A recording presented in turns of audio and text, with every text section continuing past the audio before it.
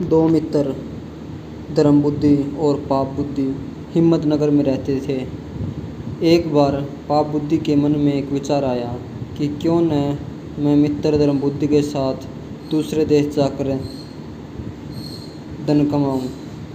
बाद में किसी न किसी युक्ति से उसका सारा धन अड़क कर सुख चैन से पूरी जिंदगी बिताऊंगा।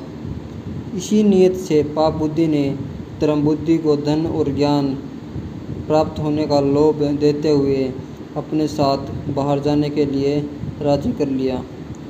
शुभ मुहूर्त देखकर दोनों मित्र एक अन्य शहर के लिए रवाना हुए। जाते समय अपने साथ बहुत सा माल लेकर गए तथा मुंह मांगे दामों पर बेचकर खूब धन कमाया। अंत में प्रसन्न मन से गांव की तरफ लौट चले। गांव के निकट पूछने पर पाप बुद्धि ने धर्म बुद्धि को कहा कि मेरे विचार से गांव में एक साथ सारा धन ले जाना उचित नहीं है। कुछ लोगों को हमसे ईर्ष्या होने लगेगी तो कुछ लोग कर्ज के लिए रूप में पैसा मांगने लगेंगे।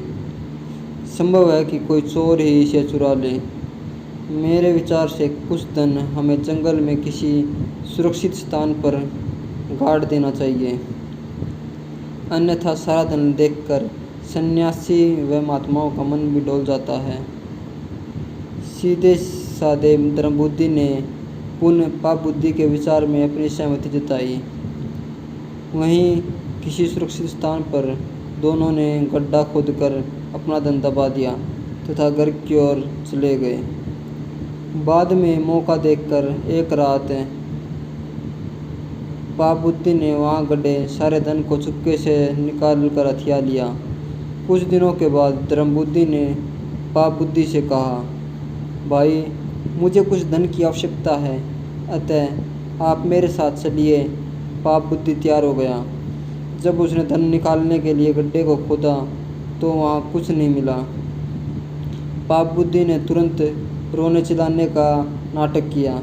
उसने धर्म बुद्धि पर धन निकाल ले जाने का इल्ज़ाम लगा दिया। दोनों लड़ते झगड़ते न्यायाधीश के पास पहुँचे। न्यायाधीश के सामने दोनों ने अपना अपना पक्ष सुनाया। न्यायाधीश ने सत्य का पता लगाने के लिए दिव्य परीक्षा का आदेश दिया। दोनों को बारी बारी से अपने हाथ जलती हुई आग में डालने थे। पाप बुद्धि ने इसका विरोध किया। उसने कहा कि वन देवता गवाही देंगे। न्यायाधीश ने यह मान लिया। पाप बुद्धि ने अपने बाप को एक सूखे हुए पेड़ के खोखले तने में बैठा दिया। न्यायाधीश ने पूछा तो आवाज़ आई कि चोर धर्म बुद्धि ने की है।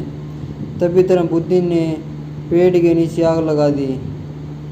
पेड़ जलने लगा और उसके साथ ही पाप बुद्धि का बाप भी जलने लगा। वो बुरी तरह रोने चिल्लाने लगा। थोड़ी देर में पाप बुद्धि का पिता आग से झुलसा हुआ उस वृक्ष की जड़ से बाहर निकला। उसने वन देवता की साक्षी का सच्चा भेद प्रकट कर दिया। न्यायाधीश ने पाप बुद्धि को मौत की सजा दी और धर्म बुद्धि को उसका पूरा धन दिलवाया और कहा कि मनुष्य का यह धर्म है कि वह उपाय की चिंता के साथ अपाय की भी चिंता करे।